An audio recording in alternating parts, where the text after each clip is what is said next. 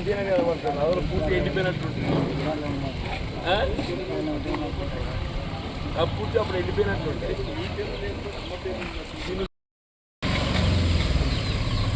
అక్కడైతే ఈ ఎన్నికలలో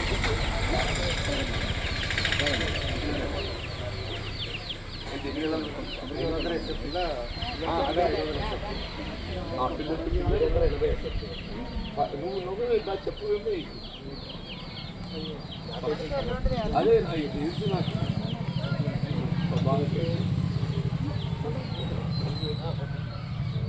మీరు ఎవరు ఎంత తొందరగా కట్టుకున్నారు తొందరగా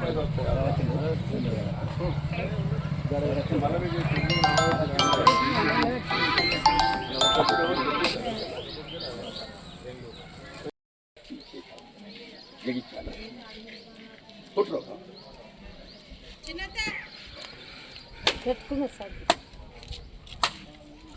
ఇంకా శోభక్క కూర ఒకటే కడ కొట్టాలి. గట్టి కొట్టు. ఒకటే కడ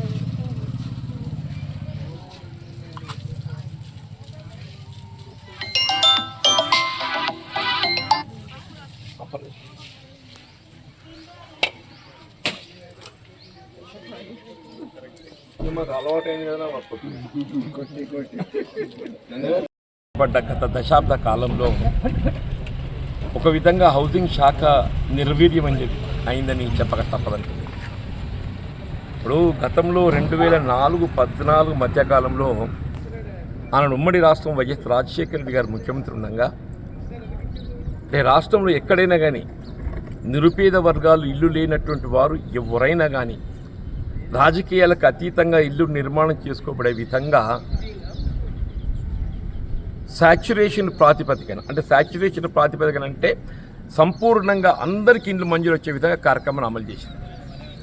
సరే, ఆ దశాబ్ద కాలం గడిచిన తర్వాత వాళ్ళ గత ప్రభుత్వ హయాం లోపల ఏదైతున్నదో అసలు ఇండ్ల నిర్మాణ కార్యక్రమం కేవలం ప్రకటనలకే పరిమితం కావటం, అమల్లో ఏదైతుందో మనకి ఎక్కడ కూడా గోచరించలేదు. రాష్ట్రంలో తిరిగి కాంగ్రెస్ ప్రభుత్వం అధికారానికి వచ్చిన తర్వాత ఇక్కడ వాస్తవంగా గత ప్రభుత్వం 3 లక్షలు ఇస్తానదమ్మా, మీకు గుర్తుండొచ్చు. ఎన్నికలు అక్కడ ముందు ఏదైతున్నదో 3 లక్షల రూపాయలతోని మంజూరు పత్రాలు కూడా ఇచ్చారు. కానీ అవి ఏదైతుందో అమలు కాలేదు. ఇప్పుడు ఈ రాష్ట్రం కాంగ్రెస్ ప్రభుత్వం ఏదైతుందో పెరిగిన నిర్మాణ వ్యయాన్ని పరిగణలోకి తీసుకొని 3 లక్షల స్థానం ఇంకా 2 లక్షలు అదనంగా పెంచి 5 లక్షలు మంజూరు ఇచ్చే విధంగా.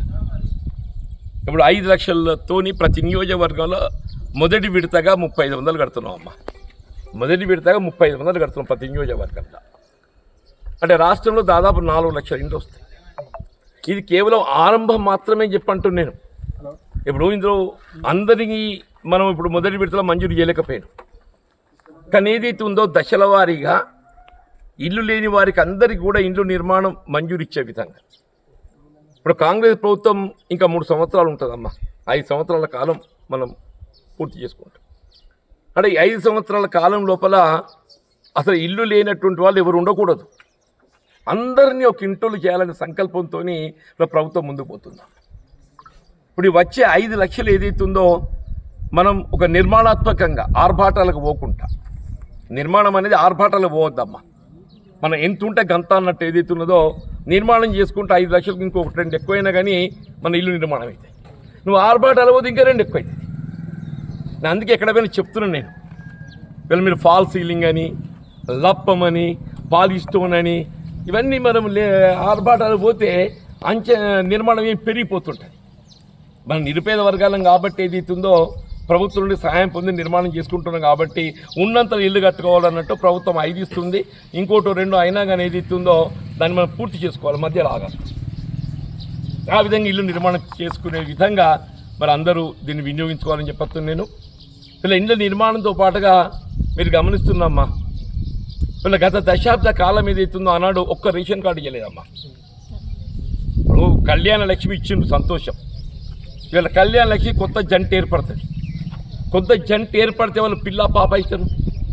వాళ్ళ పిల్ల పాప అయితే వాళ్ళు బడికి చదువుకుంటాను పోవాలి, ప్రభుత్వ సంక్షేమ కార్యక్రమాలు లబ్ధి ఉనగూరాలి. అంటే రేషన్ కార్డు కావాలి కదా, ఇంకా రేషన్ కార్డు ఇవ్వలే. అర్హత కలవారికి అందరికి కూడా ఎవరికి సంబంధం లేకుండా మీరు ఆన్లైన్లో మీరు అప్లై చేసుకుంటే మీకు వారం లోపల రేషన్ కార్డు వస్తుందమ్మా. అప్పుడు రాజశేఖర రెడ్డి గారు ముఖ్యమంత్రి ఉండగానే ఇచ్చిండని చెప్పారంటే వీళ్ళ మళ్ళీ అర్హత ప్రాతిపదికన అర్హులకు అందరికీ రేషన్ కార్డుల జారీ ప్రక్రియ వీళ్ళు అమలు చేయబడుతుందని చెప్పంటారు. ఇప్పుడు అట్లాగే మనకు నిత్యావసర వస్తువులు మా ప్రభుత్వం బియ్యం పంపిణీ చేస్తుంది. వీళ్ళ గతంలో ఏదైతుందో నాణ్యమైనటువంటి ఒక సరుకు బియ్యం లేక దొడ్డు రకం నుడుతూ మనం తినడానికి ఏదైతుందో అది మనకు తినలేకపోదు.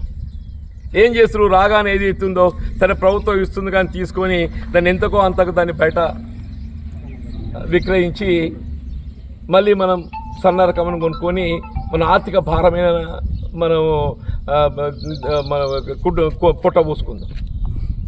వీళ్ళు అట్లా కాకుండా మనం తినే రకంగా బియ్యం ఉండాలని చెప్పని మనకు మనిషికి 6 కిలోలు ఇస్తారమ్మా. ప్రతి పౌరునికి 6 కిలోలు ఇస్తారు. కుటుంబంలో 5 ఉంటే 30 కిలోలు. 30 కిలోలు సన్న రకం ఇస్తుంది. ఇస్తుందా లేదా? మళ్ళీ మున్పేట లెక్క అని చెప్తున్నామా వండుకుంటుండ్రా? మనీ గదే అంటున్నా. మళ్ళీ పాత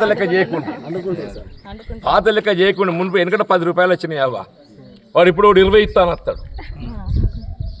ఇంకా 10 ఎక్కువ వస్తున్నాయి కదా ఆశపడతారా అంటే మళ్ళీ మీరు బజార్లో కొనుక్కోండి 40 రూపాయలు అవుతుంది. కాబట్టి ఇది వినియోగించుకోవాలని చెప్పంటాడు. ఇప్పుడు అలా కరెంటు బిల్లు ఎంత లేనోనికైనా కానీ కరెంటు బిల్లు దాదాపు నెలకు 500-1000 రూపాయలు వస్తుంది అబ్బా. ప్రతి కుటుంబానికి అది భారం అవుతుంది.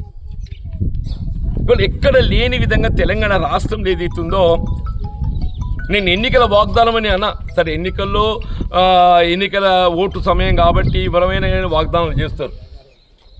కానీ అట్లా కాకుండా వాస్తవ రూపకంగా నిర్మాణాత్మకంగా కార్యక్రమాలు అమలు చేస్తున్న ప్రభుత్వం వీళ్ళ కాంగ్రెస్ పార్టీ అమ్మని చెప్పంటారు. నువ్వు ఏ గ్రామం అన్నా కానీ వీళ్ళ జాబ్తాపూర్ ఉంది, 12 మంది కరెంటు బిల్లు లేదు. నిజమా అబద్ధం?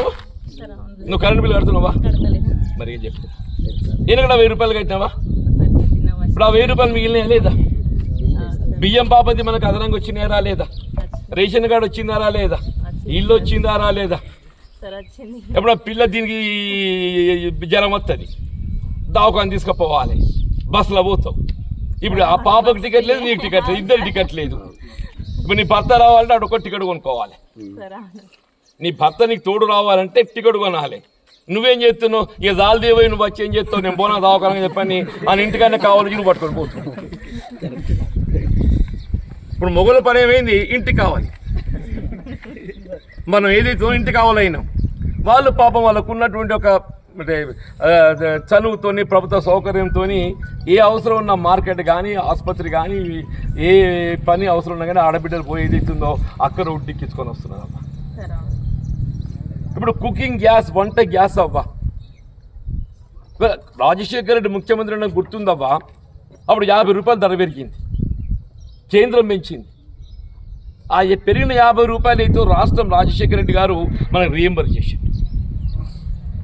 ఇవాళ ఏదైతుందో మళ్ళీ ఈ ప్రభుత్వం ఏదైతుందో కాంగ్రెస్ పార్టీ 500 రూపాయలు సిలిండర్ ఉంటే దానికి అదనంగా నీకు ఎంత భారమైనా అది 700, 800 ఎంత కానివ్వా, ఆ పైన 200, 300 చెల్లించేది మళ్ళీ నీకు తిరిగి ఇచ్చే విధంగా అంటే వినియోగం చేసుకోవాలి. ఇంకా రైతులకు సంబంధించే కానీ వీళ్ళ మద్దతు ధర కల్పన, సన్న రకాలకు 500 అధికంగా ఇవ్వాలని చెప్పిన ప్రభుత్వం ఆలోచించి అమలు చేస్తున్నది. వీళ్ళ మొన్న ఏసంగిలు ఏదైతే ఉందో 500 రూపాయలు అదనంగా ఇచ్చినాం మనం అందరం. ఇప్పుడు నేను కూడా సన్న రకాలు పెడుతున్నావా, ఎందుకంటే ఇది 2300, 2400 అయితే ఇంకా 500 ఎక్కువ వస్తాయని చెప్పండి. ఎవరికైనా ఆశనే కదా రైతులకు. ఇప్పుడు రైతులకు ఏదైతుందో గతంలో రైతు బంధు 5000 ఇచ్చిన పంటకు, ఇవాళ 5000 కాదు బిడ్డ, ధరలు పెరిగినాయి, మందు బస్తాల ధరలు పెరిగినాయి. ఇంకో 1000 ఎక్కువ ఇవ్వాలని చెప్పి 6000 ఇచ్చిన. మొన్న 6000 మన ఖాతాలు వేసింది. నాకు మీ ఊళ్ళో పొలం ఉందా? 12 ఎకరాలు ఉంది. నాకు వచ్చింది 60,000. నాకు 60,000 వచ్చినాయి అంటున్నాను నేను. కాబట్టి ఏదైతుందో సరే రాజకీయంగా ఎవరు ఎన్ని మాట్లాడినా మాట్లాడతారబ్బా, కానీ మనం వాస్తవాన్ని గ్రహించాలి. ఇలా మొన్న పోయినసారి నాకు అదృష్టం కలిసి రాలేదు, ఎన్నికలు గెలవలేకపోయినా. ఆయనంత మాత్రాన నేను దూరం పోతానవ్వా. ఇప్పుడు మనం గమనించాలి. ఇప్పుడు పోయిన ప్రభుత్వానికి ఈ ప్రభుత్వానికి వ్యత్యాసం గమనించాలి. పోయిన ప్రభుత్వం బీఆర్ఎస్ పార్టీకి మన కాంగ్రెస్ పార్టీకి వ్యత్యాసం గమనించాలి. ఇవాళ వచ్చి ఎవరైనా చెప్తారు ఇవాళ నేను చేస్తా. మరి నువ్వు గతంలో ఉన్నప్పుడు ఎందుకు చేయలేదు? నువ్వు గతంలో చేయాలి కదా, నువ్వు చేయలేదు. ఎందుకు చేయలేకపోయినావు? నీ ప్రభుత్వ విధానం నీకు అనుకూలంగా లేకుండే. ఇవాళ కాంగ్రెస్ ప్రభుత్వం ఏదైతే నిరుపేద పక్షాలు ఉన్నది, పేద వర్గాలకు అందుబాటులో ఉన్నది, నిరుపేద వర్గాలకు ఏదైతుందో అందుబాటులో ఉండి వాళ్ళకు అనుకూలంగా పనిచేయాలని సంకల్పించే ప్రభుత్వం కాంగ్రెస్ పార్టీ. ఇది ఇందిరమ్మ పార్టీ అమ్మా, ఇందిరమ్మ ప్రభుత్వం. ఇది ఇందిరమ్మ పార్టీ, ఇందిరమ్మ ప్రభుత్వం తల్లి అని చెప్పి అంటున్నాం. కాబట్టి దీంతో కాంగ్రెస్ వాదులు ఎవరన్నా కానీ కాంగ్రెస్ వాదులు మనం గుర్తించాలి. కాంగ్రెస్ వాదులు గుర్తించాలి. ఎవరు కాంగ్రెస్ పార్టీకి అండగా నిలబడతారు, ఎవరు కాంగ్రెస్ పార్టీని బలోపేతం చేస్తారు, ఎవరు ఇందిరమ్మ పథకాలను అమలుకు తోడ్పడతారు, ఎవరు ఇందిరమ్మ కార్యక్రమాలను ముందుకు తీసుకుపోతారు, మనం ఆలోచించాలంటున్నాయి. దయచేసి ఏదైతుందో చాలా రోజులే రాక జాబితాపూరు ఇవాళ లక్ష్మణ్ ఏదైతున్నదో చాలా రోజులైనా మీరు రాక ఒకసారి రండి అన్న. ఇందిరమ్మ ఇండ్ల ముగ్గు ఏదో కార్యక్రమం కానీ అందరు కలిసినట్టుందని చెప్పంటే మనకి రావడం జరిగింది. ఇంత మంచి కార్యక్రమం, గృహ నిర్మాణ కార్యక్రమం శాశ్వతంగా ఏదైతుందో మనకు నీడనిచ్చే కార్యక్రమం అంటున్నాం. ఏదైనా తాత్కాలికం కానీ ఇల్లు అనేది శాశ్వతం అంటున్నాం. అటువంటి ఒక కార్యక్రమం ఇవాళ రాష్ట్రంలో ఎప్పుడు ఎక్కడ పోయినా అందరూ ఉత్సాహంగా ముగ్గులు పోసుకుంటున్నావా, అందరూ ఉత్సాహంగా ముగ్గులు పోసుకుంటున్నారు. పంచాయత్ సెక్రటరీ బాధ్యుడు 600 గజాల లోపలనే కట్టాలి. 600 మించుతో వల్ల అది యాప్ యాక్సెప్ట్ చేయది సమస్య అవుతుంది. 400లకు తక్కువ కాకుండా 600 అడుగులకు ఎక్కువ కాకుండా మనం కట్టుకుంటే సరిపోతుంది. నువ్వు నీ పిల్లలకు సరిపోతుంది. నీకో బెడ్రూమ్ ఉంటుంది, నీ పిల్లలకు బెడ్రూమ్ ఉంటుంది, వంట రూమ్ ఉంటుంది, చిన్నగా కూర్చొని తినడానికి ఏదైతే ఉందో ఒక హాల్ ఉంటుంది. ఎంత ఉంటుంది అంత గడపాలి. ఇన్ని రోజులు కిరాయికి ఉంటున్నావు, ఇప్పుడు కిరాయి జాగాల సొంత ఇల్లు దాని అవుతున్నావు. మరి మీ ఆయన ఫోన్లో చెప్పినావా లేదా? ఇల్లు మంజూరు వచ్చింది, ఇల్లు కట్టుకుంటున్నా అని చెప్పాను. మరి ఎక్కువ పైసలు ఇస్తారా లేదా? మరి ఇల్లుకు ఇప్పుడు ఒకటో రెండు ఎక్కువ అవుతాయి కదా. ఇప్పుడు ముందు పెట్టుబడి కూడా పెట్టాలి. మన బేస్మెంట్ కాగానే 1,00,000 రూపాయలు వస్తాయి. వస్తుంది. బాయ్ నాన్న.